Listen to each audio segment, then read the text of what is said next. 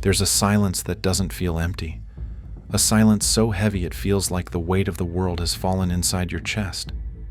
That is the kind of silence Nietzsche walked into. Not out of despair, but out of a radical commitment to become who he truly was. In an age where loneliness is treated as a disease and silence is drowned out by the scroll of social feeds, Nietzsche dared to see solitude not as a curse, but as a crucible. A place where the soul is burned clean of conformity. A place where truth, authenticity, and greatness are born. But let's be honest, solitude hurts. It is not romantic. It is not always beautiful. And yet, if you're willing to face it head-on, Nietzsche believed it could become your most powerful teacher. For Nietzsche, loneliness wasn't simply the absence of company. It was the collapse of meaning. The kind of solitude he spoke of wasn't quiet. It screamed. It was the sharp, aching realization that no one could walk your path for you. In Thus Spoke Zarathustra, he writes, "One must still have chaos in oneself to be able to give birth to a dancing star." That chaos? It begins with existential loneliness, the moment when everything familiar starts to crumble.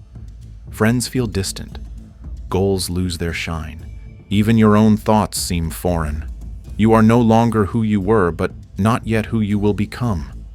This is the threshold, a terrifying liminal space.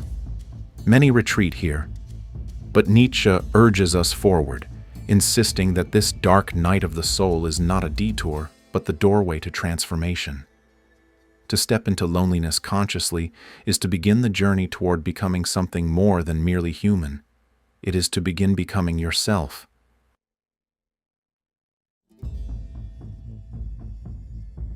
In the silence of solitude, without applause or affirmation, a strange thing begins to happen. The self starts to speak. For Nietzsche, suffering alone was not just endurance. It was initiation. Stripped of distractions, you're forced to confront your rawest truths. The voices you've drowned out, the desires you've silenced, the fears you've disguised as ambition. This confrontation is brutal, but essential. Nietzsche believed that true self-knowledge is only born in the absence of noise, where you can no longer lean on others for validation. Here, you stop performing. You begin observing. And through that inner observation, you discover the hidden architecture of your soul, what you truly value, what you secretly crave, what you must destroy in yourself to be reborn. He who has a why to live can bear almost any how, Nietzsche wrote. That why doesn't appear in the crowd. It emerges in solitude, when pain becomes your mirror, and you finally dare to look into it.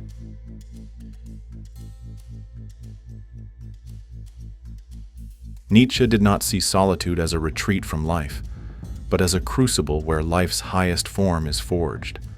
Like steel tempered in fire, the individual must endure isolation to shed the brittle layers imposed by society. In solitude, there is no herd to follow, no applause to chase. There is only the slow, quiet work of becoming. Nietzsche believed that history's most transformative thinkers, artists, and visionaries, Socrates, Christ, Goethe, were not products of conformity, but of isolation. Greatness, he insisted, requires the courage to stand alone. This solitude is not romantic. It's not peaceful. It burns. But within that fire, the self is melted down and reshaped into something new, something authentic. One must still have chaos in oneself to be able to give birth to a dancing star, he wrote. The dancing star is not born in comfort. It's born in the still, silent furnace of solitude, where the soul chooses to rise instead of retreat.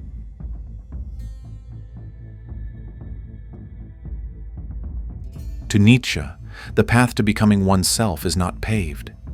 It's a desert, harsh, silent, and vast. It is the path walked by those who turn away from the comforts of the herd to seek a deeper truth.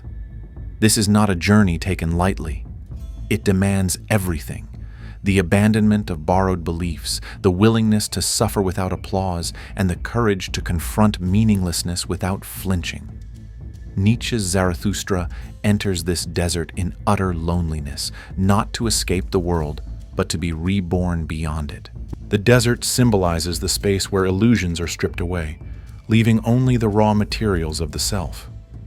The easy road, the one of comfort, conformity, and distraction, leads only to mediocrity. But the desert path, barren though it seems, hides something sacred. It is there, in the absence of noise, that the individual learns to listen to their inner law. In choosing this harder road, one does not escape life. They finally begin to live it.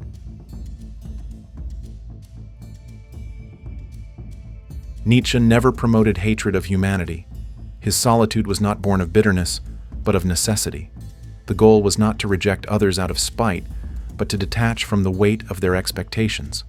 In a world where identity is often shaped by approval, Nietzsche's call to solitude is an act of radical freedom, to live not against others, but beyond them. This distinction matters. He saw most people as caught in a web of unconscious conformity, what he called the herd, their values, their judgments, their morals, handed down, never questioned.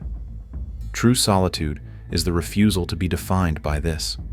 It's not about hiding from connection. It's about no longer needing it to feel real.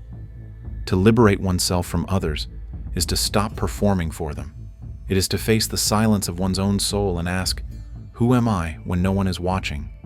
The answer found there may be terrifying, but it is finally your own.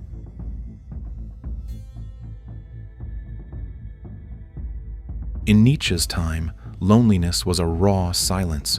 Today, it's masked by endless noise. The digital world promises connection, likes, messages, streams of content, but often delivers only distraction. We scroll to feel less alone, yet emerge emptier than before.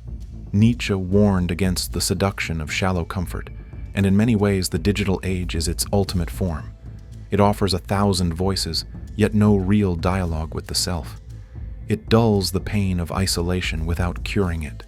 True solitude, Nietzsche believed, forces us to confront the difficult questions we avoid.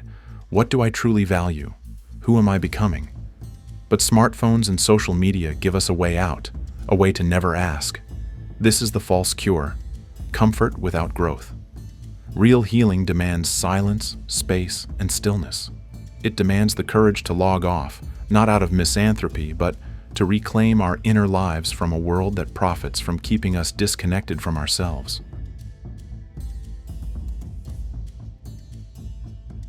Nietzsche didn't merely philosophize about solitude, he lived it.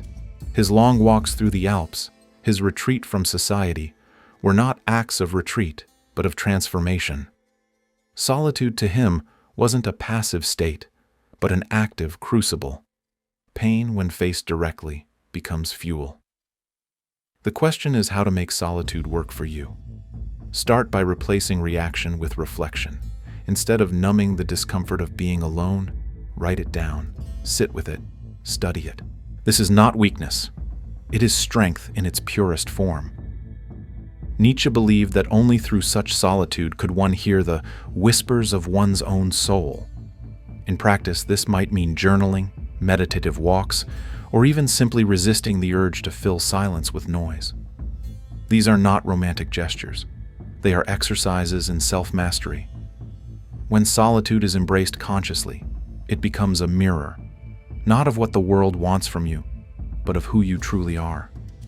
That is power. That is transformation. Nietzsche didn't see solitude as an escape, but as a sacred battleground. True transformation demands silence, struggle, and self-confrontation. In a world terrified of being alone, choosing solitude is a radical act, an act of freedom. It's where illusions are shattered and the real self begins to emerge. Through the pain of loneliness, we are forged, not broken. Embracing this path isn't easy, but it's the only way to become who you truly are. Seek wisdom.